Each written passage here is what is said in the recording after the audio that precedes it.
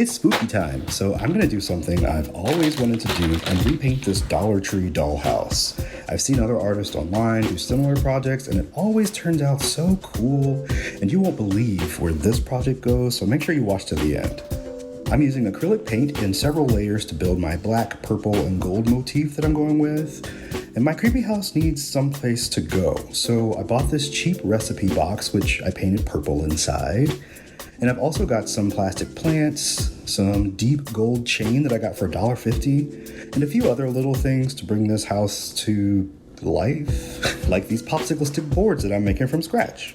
I'm using hot glue for pretty much the bulk of this project, but I'm also going to be using tacky glue to adhere this store-bought moss as makeshift fines. Then I start some landscaping on the box lid and preparing my overgrown lawn. And I also use a bit of glue and then some sand to create a pathway to the door. And then I add a little paint to give it some depth. A few more details, including painting and decorating the box, and behold, our spooky decor dreams have come true. Now this house is great for storing candy corn, or tarot cards, or like chicken bones. Or perhaps you'd prefer to step inside yourself. Stay creative, stay spooky.